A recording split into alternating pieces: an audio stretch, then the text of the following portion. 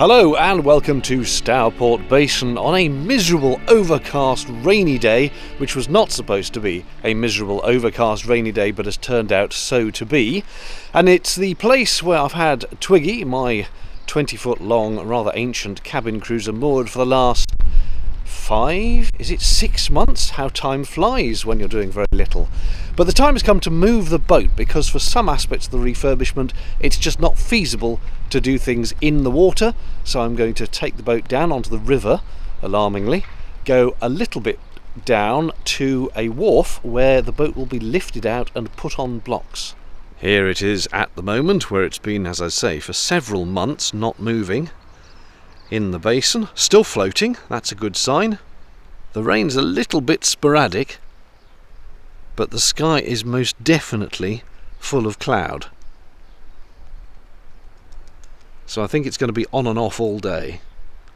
And unfortunately, despite the little windscreen, I really do need to take the canopy down to see where I'm going, which means that I and the cockpit are going to get soggy today. I need initially to get over there behind that building, where there are 4 locks arranged in 2 two-lock staircases to get out onto the River Severn. I'm just wondering if I simply take the side panels off, perhaps I could steer by poking my head out the side and keep the rain off me for most of the trip. Of course, whether the outboard will actually start after all this time is anybody's guess. The first thing I need to do, apart from despairing at the general chaos, is to move things from here and here such that when we're going through the locks and down the river they don't all fall off and crash about. So I need to just put things on the floor, I think.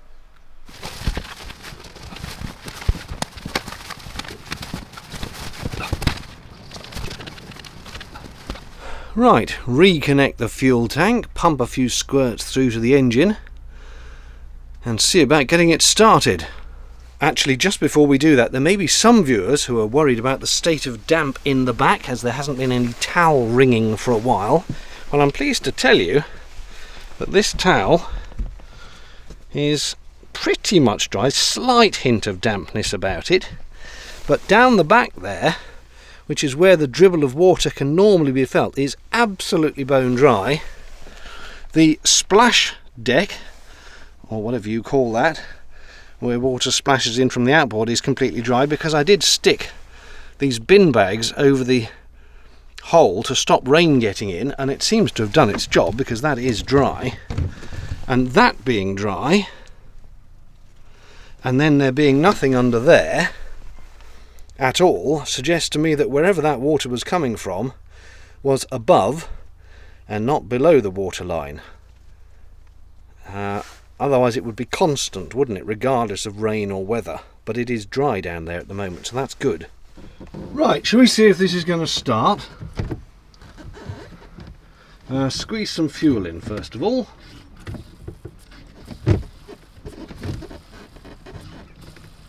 I can see the fuel coming in through the fuel filter as I pump with a little pumpy thing on the bellows on the fuel line.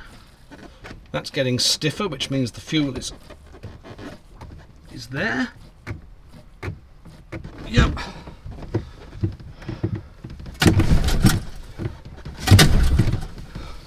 Got the choke out, got the throttle on.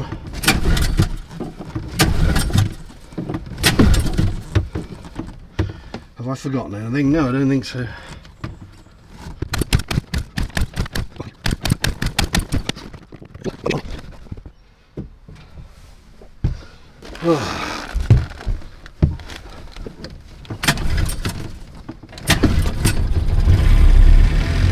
Hey! Look at that! It's running, wow! Just took a few pulls to get it started. That was Honda for you.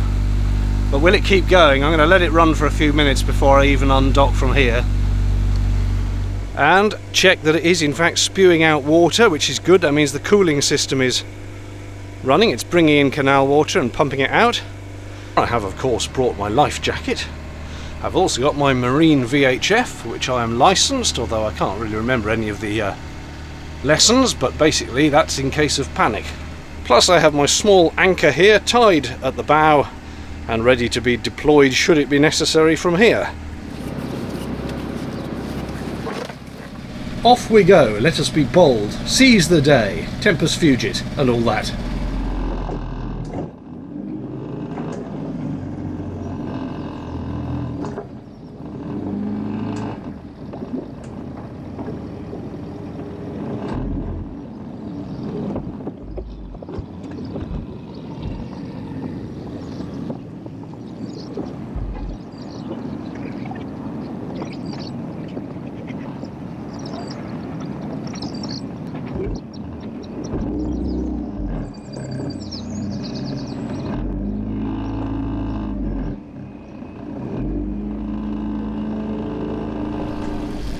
This is, I confess, frankly terrifying.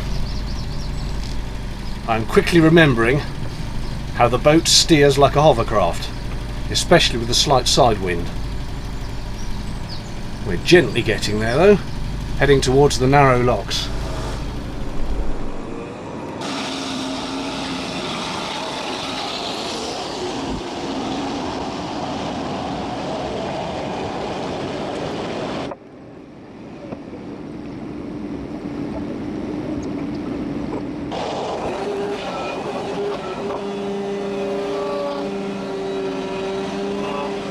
Despite spotting some this morning, there are no lockies to be seen, so I'll have to be working the lock myself, I think. Unfortunately, I cannot remember what I've done with the windlass, which could put a big spanner in the works. We're all right. I found it in the back cabin.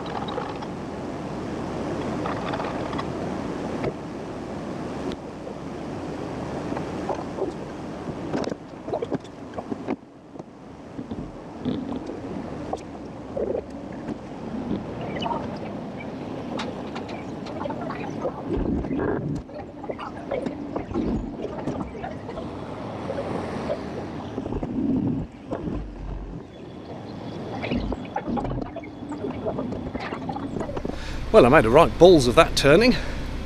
Bit of wind catching me. It's always the wind. 2 locks more to go now and out onto the Severn. I was a tad worried about the canopy being up going under that bridge and the previous one, but it cleared it with plenty of space, so that was okay. And this is the final lock that goes out onto the Severn. Where the lock landing is as you come out of here, I don't know. I assume you have to turn onto the river, and then there'll be one just as you go through. I'll find out.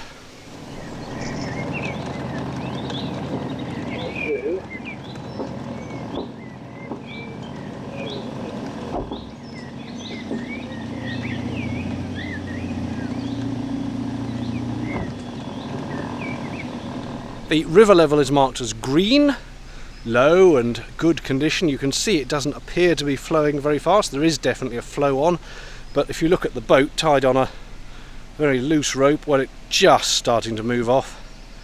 So that's fine. I'm actually pointing the wrong way. I pointed back upstream while I went to tie the lock. Not tie the lock, reset the gates, and that is the direction I'm going. Only about 0.8 of a mile, I believe.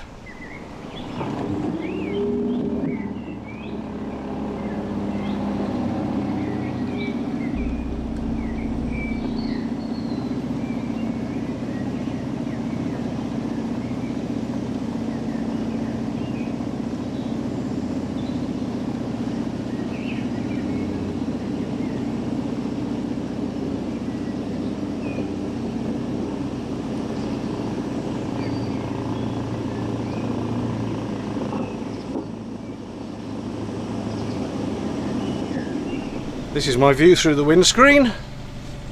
It's a bit blurry. Better to sit back and look this way. Thankfully, touch wood, touch fiberglass, it's all quiet this morning. That's because sensible people are not boating in this torrent of rain. Past the Angel Hotel and some 2-day visitor moorings. The other side is all just scenery.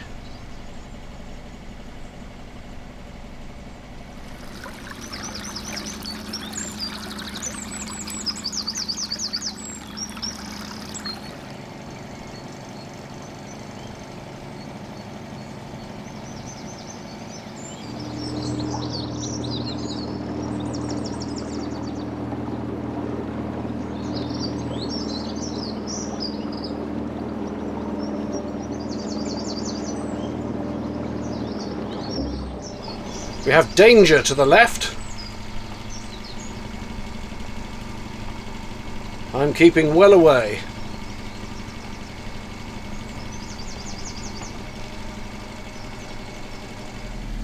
The general gist here is that we bear round to the right here, and then we bear round to the left, and then we're there, and we should see a load of moored boats.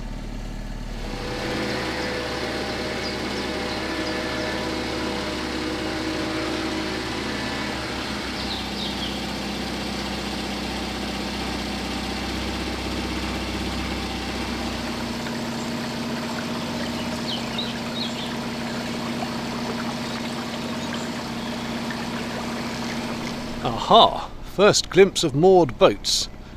I think around there is the spot. So what I'll do is go down a bit, turn round and come back up so I'm into the stream. And look, there's the crane as well, all ready for me. I told them I'd be here at about 12 and it is about 12. So I need to come round and tie up into that space. I think there's a ladder there that I can then climb out on. Yes, there is. So we'll do a Yui. There she is, tiny Twiggy, with huge other boats next door, and huge big crane. I did suggest I could just throw them a line and they could haul the boat up. It's that light. Okie dokie action stations. We have a trailer that they're going to try putting Twiggy on. We don't actually know if the hull shape is going to be appropriate for that trailer, so they're going to put it down and have a look. First things first is to rejig the big strappy things for the tiny size of my boat.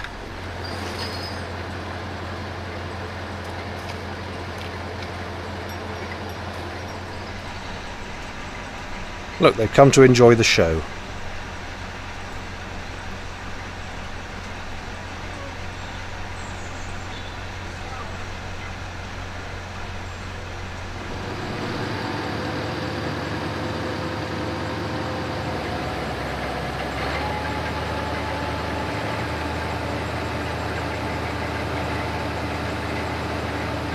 I just tweeted out that I'm doing the lift out and someone's tweeted back, this is all a bit excessive, why not just slide it out on a ramp onto a trailer? The answer to that is, I don't have a trailer. Trailers are very expensive, about £5 for a brand new one, and yes, you can pick them up second hand, but I still don't have a tow bar on the van, and I'd need a suitable slipway, and it would still cost money to use a slipway. So this is actually the cheapest way of getting the boat out, straight into the boatyard where I want it to be while I fix it.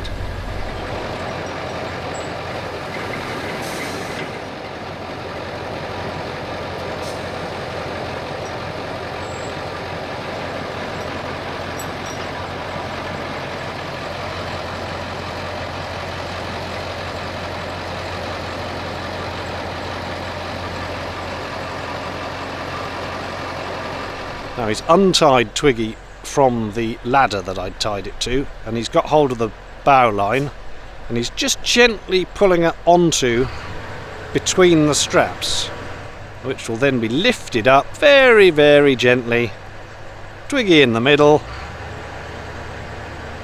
so as to sit under the boat.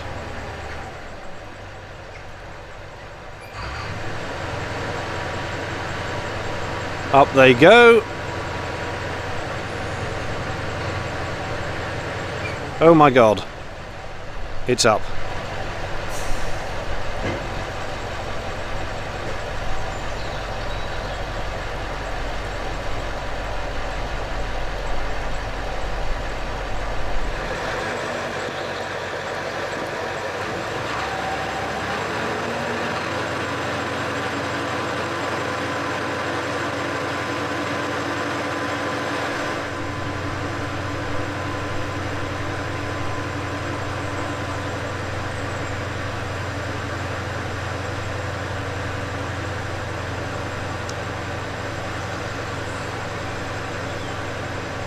I hope that water's from their straps and not coming out the bilges of my boat. And now, very gently, hopefully, it gets turned around and brought onto the trailer next to the crane.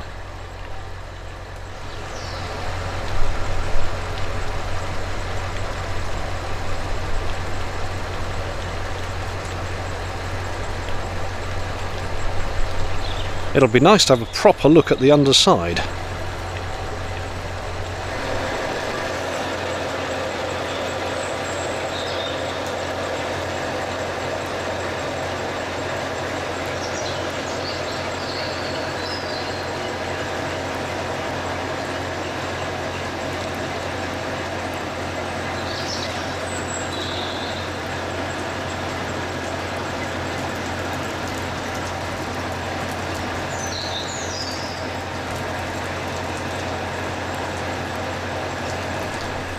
Also, interesting to get a proper look at the little tiller thing on the back of the outboard. Nearly there.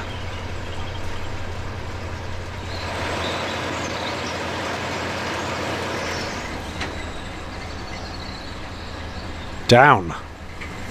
Oh, that's down. I remember when I was talking about the steering, some people were asking about whether I had a 4 or 3 bladed prop, so there's your answer. 3. I don't know a lot about anti-fouling, but there seems to be a lot of fouling, and also this will peel off if you put it with your fingernail. The paint, I mean, not just the grot. They are now adding blocks of wood to chock it up more substantially.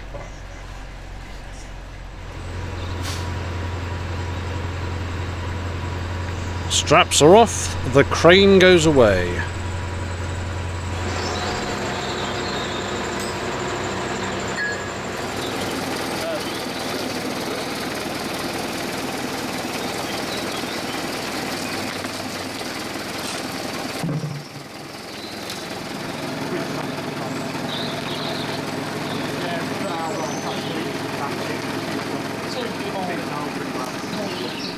And there we go, that is the probably temporary resting home of Twiggy for the moment. Out of water and able to be looked around and worked on and investigated, and bits of trim taken off without it falling into the canal, and the engine taken off without it falling into the canal. Rather happily, the chaps at the yard actually reckon the transom isn't too bad. Now admittedly that's from a fairly cursory inspection and knocking it a few times with their hand, but they reckon it doesn't sound too bad. And also, under the whatever you call this cap thing, the engine is actually looking quite smart inside, quite tidy.